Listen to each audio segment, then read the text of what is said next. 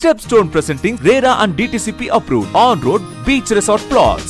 Just 2 minutes drive from Kovalam. Premium beach resort plots 22 lakhs onwards. For free site visit call 8682089820. OPS Modi சந்திப்பை stop பண்ணது விஜய்க்கும் OPS மாதிரி ஒரு அரசியல்வாதி தேவைப்படுது. அதிமுக அரசாங்கத்தில் பல்வேறு பொறுப்புகளில் இருந்தவர். ஆட்சியை எப்படி நடத்தணும்னு விஜய் கட்சியில் யாருக்குமே தெரியாது. புஷி ஆனந்துக்கெல்லாம் கவர்மெண்ட் எப்படி இருக்குன்னே தெரியாது. இபிஎஸ்க்கு ஓபிஎஸ் ரெண்டு பேரில் யாருக்கு அதிக மக்கள் கூட்டம் வருது, யார்கிட்ட சின்னம் இருக்குது, யார்கிட்ட கட்சி இருக்குது, யார்கிட்ட தொண்டர்கள் இருக்காங்க, இதெல்லாம் மோடி கணக்கு பண்ணாமல் இருக்க மாட்டார். 26 தேர்தல் என்னை பொறுத்த வரைக்கும் போட்டி திமுக அணிக்கும் அதிமுக அணி தான் இருக்குமே தவிர திமுக அணிக்கும் விஜய்க்கு இருக்கும்னா நம்பலை. நயினார் அவருடைய ஏற்பாட்டை பார்த்து பிரமித்து போனாரா பிரதமர் மோடி? இந்த வரவேற்பு இந்த விஷயங்கள்லாம் பார்த்து இல்லை வேறு எதுவும் சின்ன எதுவும் அப்செட் தான்? இந்த மாநாடு சொதப்பி அவ்வளோ சொதப்பிட்டாங்க. இதுக்கு முன்னாடியே ஓபிஎஸ் மோடி மேலே வருத்தத்தில் இருந்தார். ஏன்னா டெல்லிக்கு போகும்போது அப்பாயின்மெண்ட் கொடுக்கல. முன்னாள் முதலமைச்சருக்கு புரோட்டோகால் பிரகாரம் அப்பாயின்மெண்ட் கொடுக்கணும் ரூல் கிடையாது. இப்போ இருக்கிற முதலமைச்சர்களுக்கே மோடி அப்பாயின்மெண்ட் கொடுக்க மாட்டேங்கிறார். முன்னாள் முதலமைச்சர் எப்படி கொடுப்பாரு?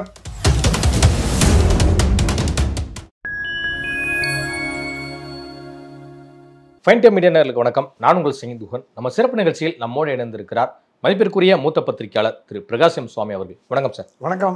சமீபத்தில் அரசு நிகழ்ச்சிகளில் பங்கேற்பதற்காக இந்த நாள் பயணமாக தமிழ்நாடு வந்திருந்தார் பிரதமர் மோடி அவர்கள். இந்த டைம் பல்வேறு கட்சி தலைவர்களையும் முக்கிய பிரமுகர்களுக்கும் அப்பாயின்மெண்ட் கொடுக்கப்பட்டது. ஆனால் அதில் ஓபிஎஸ் அவர்களை நிச்சயம் சந்திப்பார் அப்படின்லாம் சொல்லப்பட்டது. ஆனால் அவரும் நேரம் கேட்டிருந்தார். உங்களுடைய அந்த அப்பாயின்மெண்ட் என்னுடைய வாழ்நாளில் மறக்கவே மாட்டேன் அப்படிங்கிற மாதிரிலாம் குறிப்பிட்டு. ஆனால் அந்த சந்திப்பு நடைபெறல. அவரும் அப்பாயின்மெண்ட் கொடுக்கல. ஓபிஎஸ்ஐ தவிர்க்கிறாரா மோடி? ஓபிஎஸ் மோடி சந்திப்பை ஸ்டாப் பண்ணதே எடப்பாடி தான். நயினார்கிட்ட சொன்னாராம், ஓபிஎஸ் நீங்கள் சந்திச்சிங்கன்னா கூட்டணி தர்மத்துக்கு எதிரானது. அதிமுகவுடன் கூட்டணி போட்டுட்டு அதிமுகவோட எதிரிகளையும் அதிமுகவை அழிக்க நினைப்பவர்களையும் நீங்கள் சந்திச்சிங்கன்னா நாங்கள் வரல, நீங்கள் பார்த்துக்கங்க அப்படின்னு நயினார்கிட்ட எடப்பாடி சொல்லிட்டார். இந்த விஷயம் ஒரு வாரத்துக்கு முன்னாடி பிரைம் மினிஸ்டர் காதில் போடப்பட்டது. எடப்பாடி கூப்பிட்டு கேட்டால் இன்னும் சில ஆலோசனைகளை கேட்டிருக்கார் பிரைம் மினிஸ்டர். ஓபிஎஸ்ஸை சந்திப்பதால் என்ன லாபம், சந்திக்காததால் என்ன நஷ்டம் அப்படின்னு கேட்டிருக்கார். இப்போது இதில் இந்த 2 நாள் சுற்றுப்பயணத்தில் 11 மணிக்கு இரவு ஹோட்டலில் போய் தங்கினார். அடுத்த நாள் காலையில் 11 மணிக்கு ஃப்ரீயாக இருந்தார். அப்போ பல்வேறு சந்திப்புகள், ரகசிய சந்திப்புகள் நடைபெற்றன. ஆனால் அதுலேயும் முக்கியமான கூட்டணி தலைவர்களை சந்தித்தாரே தவிர கட்சி தலைவர்களே அதிகம் சந்தித்தார். நயினார், அண்ணாமலை, எச் ராஜா இவங்களை சந்தித்து பேசினார். வெளியாட்கள் யாரும் சந்தித்தது தெரியல. ஸோ நீங்கள் கேட்ட கேள்விக்கு பதிலாக ஓபிஎஸ்ஸை பிரதமர் சந்தித்தார்னா அந்த நிமிடமே அதிமுக பாஜக கூட்டணி முறிஞ்சு போச்சுன்னு அர்த்தம்னு எடுத்துக்கலாம். அதுதான் சூசகமாக சொல்லிட்டாராம் எடப்பாடி. நீங்கள் ஓபிஎஸ்கிட்ட பேசுனீங்கன்னா நாங்கள் அங்கே இருக்க மாட்டோம், நாங்கள் அங்கே வந்துடுவோம், யார் வேணும்னு முடிவு பண்ணிங்க. இனிமேலாம் திருப்பி TTV Dhinakaran, OPS, EPS, Sasikala இவங்கெல்லாம் ஒன்றா சேர்றதுன்ற ஐடியாவெல்லாம் விட்டுருங்க. அந்த கனவெல்லாம் மறந்துடுங்க. ஆக்சுவலாக பிஜேபியும் அந்த எண்ணத்தை கைவிட்டாமல் தான் நான் கேள்விப்படுறேன். கொஞ்ச நாள் வரைக்கும், ஒரு 6 மாதம் முன்னாடி வரைக்கும் அமித்ஷா சொல்லியிருந்தாரா யூனிஃபைடு ஏடிஎம்கே தான் நமக்கு தேவைன்னு. எடப்பாடி பிடிவாதமாக இருந்தவே சரி அந்த ஐடியாவை ட்ராப் பண்ணிட்டார். அந்த ஐடியா ட்ராப் பண்ணதுக்கப்புறம் ஓபிஎஸ்ஸை சந்திக்க வேண்டிய கட்டாயம் என்ன பிரதமருக்கு இல்லை. ஸோ பிரதமர்கிட்ட சொல்லப்பட்டதான், நீங்கள் ஓபிஎஸ்ஸை சந்திச்சிங்கன்னா எடப்பாடி கோவம் அடைஞ்சிருவார், கூட்டணிக்கு அப்புறம் பிரச்சனை வந்துடும். பிரதமர் சொன்னால் இல்லை இந்த வாட்டி நான் சந்திக்கலாம், அப்புறம் பார்க்கலாம் அப்படின்னு சொல்லி அனுப்பிச்சிட்டாராம். இந்த எடப்பாடி மோடிக்குள்ள அந்த கான்வர்சேஷனை எடுத்துகிட்டு கொண்டு போனதே நயினார் நாகேந்திரன் தான். ஏன்னா நயினார் எடப்பாடி நல்ல நெருங்கிய நண்பர்கள் வர.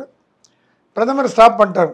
அது இல்லாமல் டெல்லிக்கு ஐபி என்ன ரிப்போர்ட் கிடைச்சதுன்னா, கொஞ்ச நாளாக ஓபிஎஸ் தரப்பு விஜயோட நெருக்கமாக இருக்கிறதா ஒரு ஐடியா.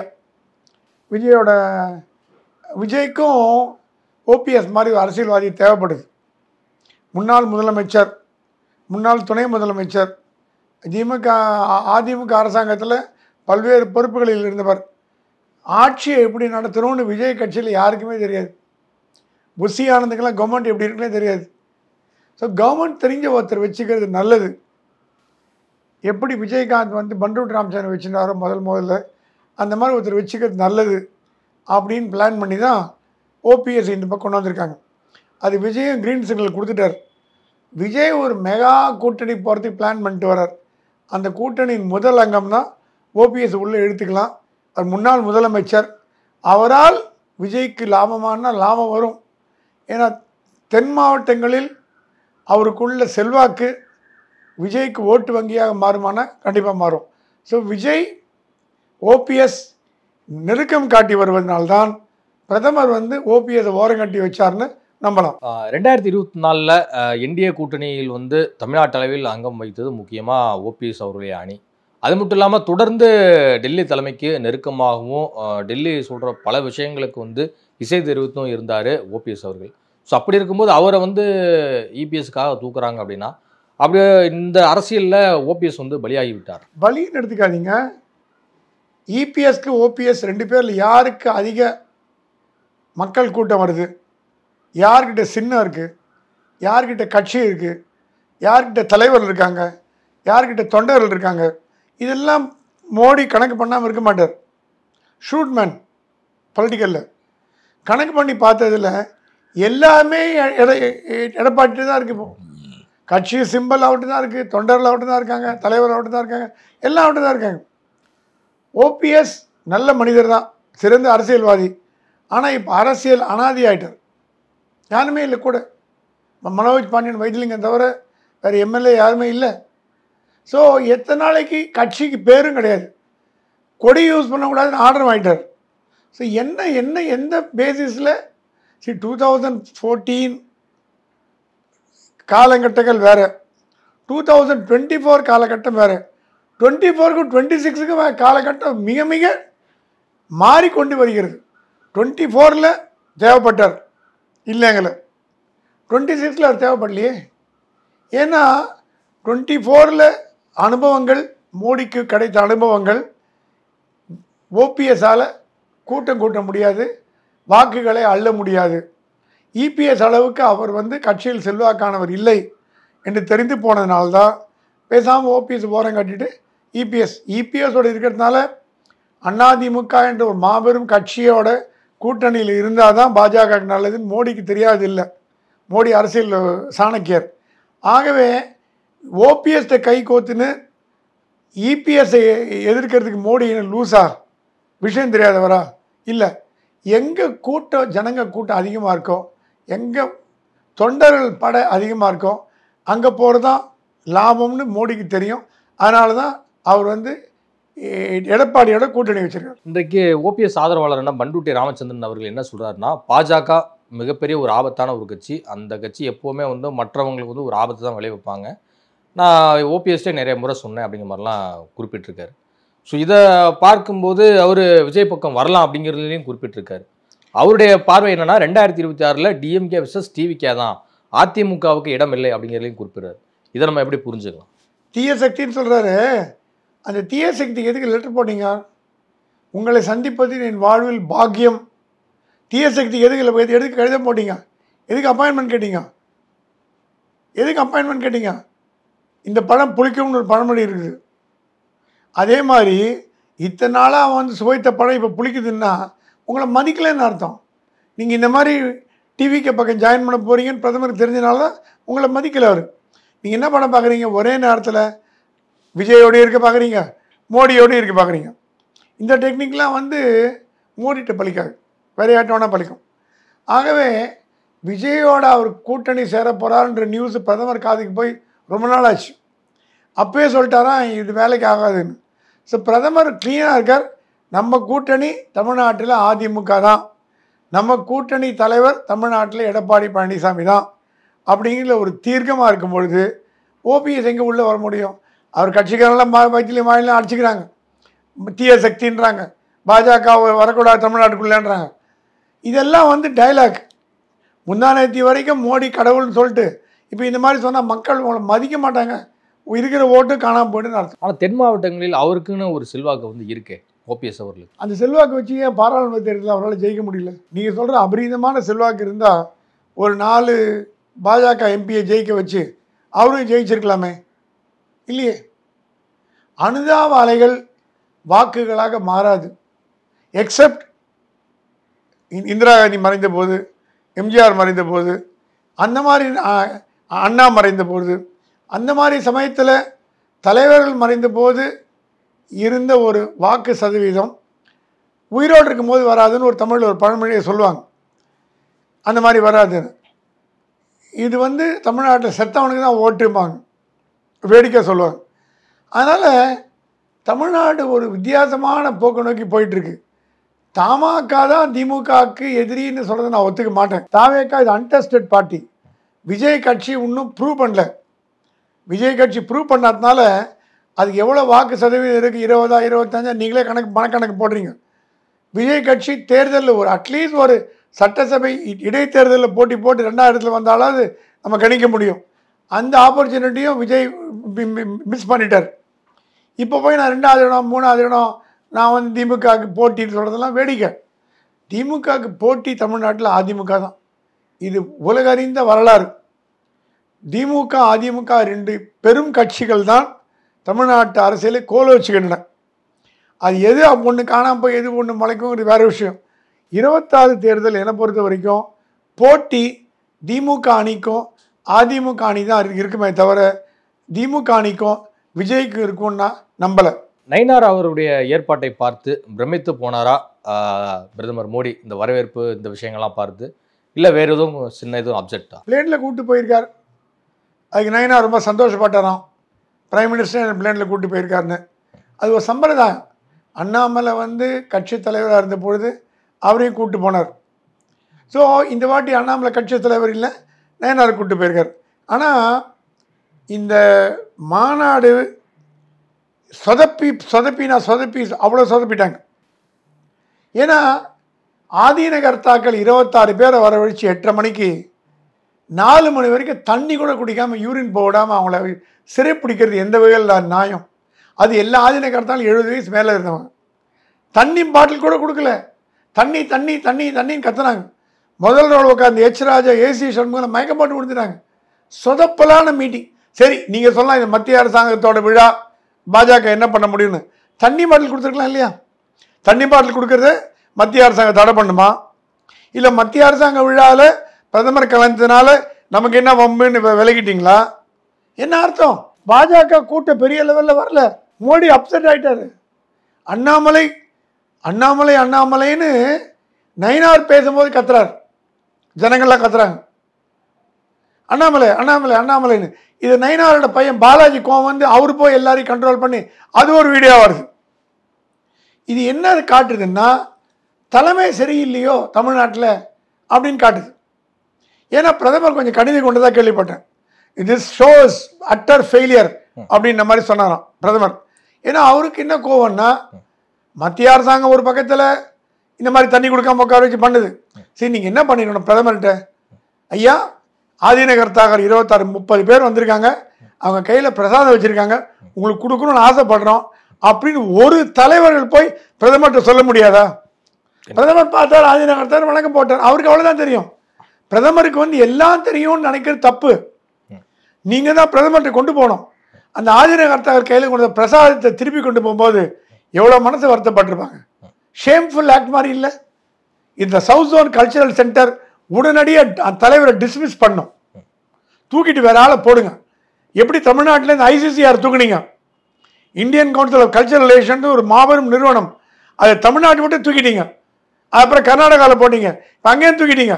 சவுத் ஜோன் கல்ச்சரல் சென்டருக்கு மட்டும் என்ன முக்கியத்துவம் உங்களுக்கு? அது டிஎம்கே சப்போர்ட் பண்ணுறதாலையா? நான் கேட்குறேன். சவுத் ஜோன் சென்டருக்கு சீஃபை முதல்ல டிஸ்மிஸ் பண்ணுங்க. 8 மணி நேரமாக தண்ணி இல்லாமல் ஆதிநகரத்தில் உட்காந்துருக்காங்க. ஜனங்க தண்ணி இல்லாமல் கஷ்டப்படுறாங்க, டாய்லெட் போக முடியல. என்ன மீட்டிங் போடுறீங்க? பிரதமர் வர போடுற மீட்டிங் அது. காரி துப்புறான் அவன்.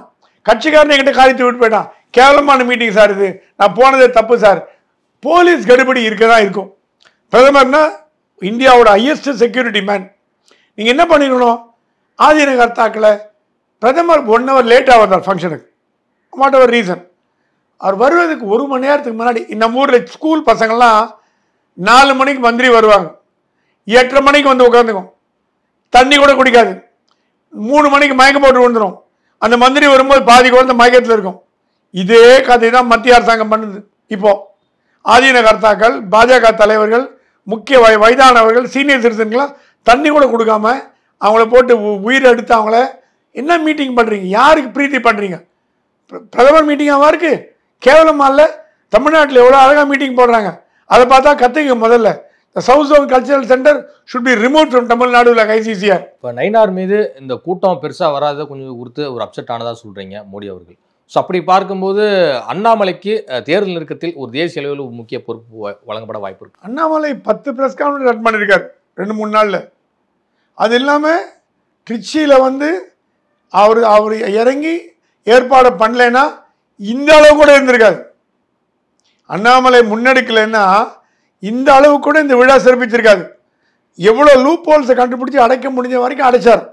அவரால் அவ்வளோதான் பண்ண முடியும். அவர் எந்த பதவியில் இல்லை, கட்சி தலைவர் இல்லை, அவர் முன்னாள் கட்சி தலைவர், முன்னாள் தலைவர், கட்சியோட தலைவர். ஆகவே அண்ணாமலைக்கு பொறுப்பு கண்டிப்பாக தேடி வருது.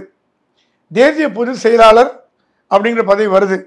அது இல்லாமல் தென்னிந்தியாவோட பாஜகவோட பொறுப்பாளர் என்ற ஒரு பதவி, மிக முக்கியமான பதவி வரப்போகுது. ஆனால் என்ன பிரச்சனைனா பாஜகவில் தேசிய தலைவரே போடலிங்க. இவ்வளோ ஒரு தேசிய கட்சி 1-2 வருஷமாக தேசிய தலைவர் இல்லாமல் இருக்கிறதுங்கிறது மோடி கேவலமாக படலையா? மோடி உலகத்தில் இருக்கிறதெல்லாம் திருத்த பார்க்குறார், காசா போர் நிறுத்த பார்க்குறார், அணுகுண்டு ஸ்டாப் பண்ண பார்க்குறார். ஒரு பிஜேபிக்கு ஒரு தலைவரை போடுறதுக்கு உங்களுக்கு என்ன அவ்வளோ பிரச்சனைன்னு எனக்கு தெரியல. ஆர்எஸ்எஸ் முடியலன்னா ஆர்எஸ்எஸ் சொல்கிற ஆளுங்களை போட்டு போங்களேன். இன்னது ஈகோ. ஆர்எஸ்எஸ் தான் தாய் கழகம், அது சொல்ல போய் தான் நீங்கள் கேட்கணும். அது மீறி நடக்குப்பீங்களா? எப்படி நடக்க முடியும்? ஆர்எஸ் சொல்கிற கேண்டிடேட்டை போட்டு போங்க. ஆர்எஸ்எஸ் சொல்கிற கேண்டிடேட்டை போட மாட்டேன் அப்படின்னு பிடிவாத மோடி அமித்ஷாவை பிடிக்கிறதுனால தான் கட்சிக்கு தலைவரே இல்லை. காங்கிரஸ்கார காரி துப்புறான். எங்கள் கட்சியில் ராகுல் காந்தி தலைவர் இல்லைன்னு சொன்னிய, உங்ககிட்ட என்னடா வாழுது, உன் பவுஷி சிரிக்குது, நீ என்ன யோகியான்னு கேட்கலாம். கேட்க முடியும் வச்சிங்கல்ல. ஸோ அண்ணாமலைக்கு பதவி நிச்சயம். எப்போ என்றால் பாஜகவின் தேசிய தலைவர் நியமனம் செய்யப்பட்ட பிறகுதான் அண்ணாமலைக்கு போஸ்ட் வரும். அது 3 மாதமா 6 மாதமா 1 வருஷமா என்னங்கிறது மோடிக்கும் தெரியாது, அமித்ஷாவுக்கும் தெரியாது. இப்போ நயினார் மீது அப்செட் காரணமாக அண்ணாமலைக்கு ஒரு புது விதத்தில் ஒரு ஜாக்பாட்டு தான். இல்லை, அண்ணாமலைக்கு நயினாருக்கு சம்பந்தம் கிடையாது. நயினார் மீது அப்செட்னால் அண்ணாமலை கொடுக்கணும்னு அந்த எண்ணத்தில் போகக்கூடாது. நயினார் சப்ஜெக்ட் தனி. அண்ணாமலையிடம் ஆல்ரெடி கூறப்பட்டது, உங்களுக்கு என்ன பதவி வேணும் கேளுங்க. மத்திய அரசாங்கத்து பதவி வேணுமா, ஆளுநராக போகணுமா, ராஜ்யசபா எம்பியாக வேணுமா? அவர் சொல்கிறாங்க எதுவுமே வேணாம், தமிழ்நாட்டை மட்டும் பார்த்துக்கிறேன். ஆல்ரைட், அப்போ தமிழ்நாட்டை பார்த்துக்கங்க, உங்களுக்கு ஒரு உரிய பொறுப்பு கொடுக்குறோன்னு. ஸோ நயினார் மேலே இருக்க கோபத்துக்கும் அண்ணாமலைக்கு பதவிக்கும் சம்மந்தம் கிடையாது. நயினாரை பிடிச்சிருந்தா கூட அண்ணாமலைக்கு பதவி கொடுப்பாங்க. ஏன்னா அண்ணாமலை அது பிகம் அ கல்ட் ஃபிகர் இன் தமிழ்நாடு. அண்ணாமலையை மீறி தமிழ்நாட்டில் கட்சியை வளர்க்க முடியும்னு யாராவது நினச்சாங்கன்னா அது பகல் கனவு தான். அது ஒன்றும் செய்ய முடியாது. சும்மா கனவு காண்டுக்கலாம். அண்ணாமலை அண்ணன் பெரிய அண்ணாமலை என்ன அண்ணாமலை பாஜகன்னு. தமிழ்நாட்டில் பாஜக வளர்த்ததே அண்ணாமலை தான். வேறு யாரும் அதுக்கு முன்னாடி அது மாதிரி வளர்த்ததில்லை. சும்மா மேலே போட்டு கூவாங்களே தவிர யாரும் வளர்க்கல. உண்மையாக வளர்த்தது அண்ணாமலை. அந்த வளர்ச்சி நீடிக்கணும் என்றால் அண்ணாமலைக்கு ஏதாவது ஒரு பொறுப்பு கொடுக்கப்பட்டு தமிழ்நாட்டையும் பார்த்துக்கிற மாதிரி முடிஞ்சாதான் வளர்க்க முடியுமே தவிர, இல்லைன்னா பழைய மாதிரி நோட்டா கீழே போகிறதுக்கு வாய்ப்பு உண்டு. தமிழகத்திற்கான கல்வி நிதியை விடுவிக்காத மத்திய அரசுக்கு கடும் கண்டனத்தை தெரிவித்துக் கொள்கிறேன் என பேசியிருக்கிறார், அறிக்கை வெளியிட்டிருக்கிறார் ஓ பன்னீர்செல்வம் அவர்கள். இது மத்திய அரசை மிகப்பெரிய அளவில் சீண்டி பார்த்திருக்கா? இனிமேல் மோடி கவர்மெண்ட் ஓபிஎஸ் அவர்களை எப்படி அணுகும் பார்க்கும்? ஓபிஎஸ் ஆன்டி மோடி ஸ்டாண்ட் எடுத்து 2 நாள் ஆச்சுங்க. இதுக்கு முன்னாடியே ஓபிஎஸ் மோடி மேலே வருத்தத்தில் இருந்தார். ஏன்னா டெல்லிக்கு போகும்போது அப்பாயின்மெண்ட் கொடுக்கல. முன்னாள் முதலமைச்சருக்கு புரோட்டோகால் பிரகாரம் அப்பாயின்மெண்ட் கொடுக்கணும் ரூல் கிடையாது. இப்போ இருக்கிற முதலமைச்சர்களுக்கே மோடி அப்பாயின்மெண்ட் கொடுக்க மாட்டேங்கிறார். முன்னாள் முதலமைச்சர் எப்படி கொடுப்பாரு? அது இல்லாமல் கொடுத்தா என்ன நடக்கும் அவர் தமிழ்நாட்டில் அவருக்கு தெரியாதா? ஆகவே இந்த மோடி எதிர்ப்பு என்பது விஜயோட கிட்ட போகிறதுக்கு ஒரு கருவியாக பயன்படுத்துகிறார் ஓபிஎஸ். அப்போ நான் கூட சொல்லுவேன், மோடி எதிர்ப்பு என்பது திமுகவின் அணுகி செல்வதாக எடுத்துக்கலாமா? அப்போ ஓபிஎஸ் திமுக பக்கம் போகிறதா எடுத்துக்கலாமா? ஏன்னா திமுக கூட தான் பாஜகவை எதிர்க்குது, மோடி எதிர்க்குது, ஸ்டாலின் கூட லெட்டர் போட்டார். ஸோ ஓபிஎஸோட குழப்பமான ஒரு நிலைமை பரிதாபகரமாக இருக்குது. மத்திய அரசாங்கத்தையும் பகைச்சுண்டு, மாநில அரசாங்கத்தையும் பகைச்சுண்டு, அதிமுகவும் பகைச்சுண்டு, நீங்கள் யாரோட கட்சியில் எடுத்து போகிறீங்க? விஜயோடையா? விஜய் எங்கேயும் ஆட்சியில் இல்லையே. ஓபிஎஸோட உறவுக்காரர்கள் மீது எத்தனை வழக்குகள் இருக்குது டெல்லியிலன்னு தெரியுமா உங்களுக்கு? ஓபிஎஸ் ஆதரவாளர்கள் மீது எத்தனை வழக்குகள் இருக்குது தெரியுமா உங்களுக்கு? அதை தூசி தட்டினார் மோடின்னு இவங்கெல்லாம் காணாமல் போயிடுவாங்க. அந்த நிலைமைக்கு மோடியை அவங்க சீண்டி பார்க்க மாட்டாங்க, அறிக்கையோடு நிறுத்துவாங்கன்னு நான் நம்புகிறேன். இவர் திமுக பக்கமோ விஜய் பக்கமோ போனார் ஓபிஎஸ்ன்னா அவருடைய பழைய ஃபைல்கள்லாம் தூசி தட்டி எடுக்கப்படும். இடியிலேருந்து எல்லாம் ஆரம்பித்து அவர் ஒரு வழியாக்கிட்டு தான் ஒரு வழி பண்ணுவாங்க. இல்லை, இது வந்து மிகப்பெரிய ஒரு மிரட்டல் தான். பாஜக மிரட்டல் கட்சி தான், ஒத்துக்கிறேன். மிரட்டி தான் பணிய வைக்கும். அதிமுக மிரட்டி தான் பணிய வச்சுது. அதே மாதிரி மற்ற கட்சி மிரட்டி தான் பணிய வைக்க போகுது. ஏன்னா அது மிரட்டுற இடத்துல இருக்கு. யார் மிரட்ட முடியுங்கிறது ஒரு கணக்கு இருக்குல்ல, யார் மிரட்ட முடியும்னு ஒரு கணக்கு இருக்கு. போலீஸ்காரன் எல்லாரும் மிரட்டலாம். அதே ஒரு பஸ் கண்டக்டரால் மாணவர்கள் கூட மிரட்ட முடியாது, ஃபுட்பாலில் தூங்கிட்டு போகிறாங்க. ஸோ யார் மிரட்டுறாங்கிறது பொறுத்து இருக்கு. மிரட்டும் இடத்தில் இருக்கிறவர் மோடி, மிரட்டப்படும் இடத்தில் இருக்கிறவர் ஓபிஎஸ். அதனால் இங்கே மிரட்டல் இதெல்லாம் சொல்லி பிரயோஜனம் இல்லை. மத்திய அரசாங்கம்னாலே மிரட்டல் தான். அது காங்கிரஸ் அரசாங்கம் வந்தாலும் சரி, பாஜக அரசாங்கம் வந்தாலும் சரி, நாளைக்கு வரப்போகிற வேறு இன்னொரு அரசாங்கம் வந்தாலும் சரி, மத்திய அரசாங்கம் மிரட்டல் பண்ணி தான் காரியத்தை சாதிக்குங்கிறது நம்ம கண்கூட பார்த்துருக்கோம். இதுவரை உங்கள் பல்வேறு கருத்துக்களோடு பண்ண நன்றி.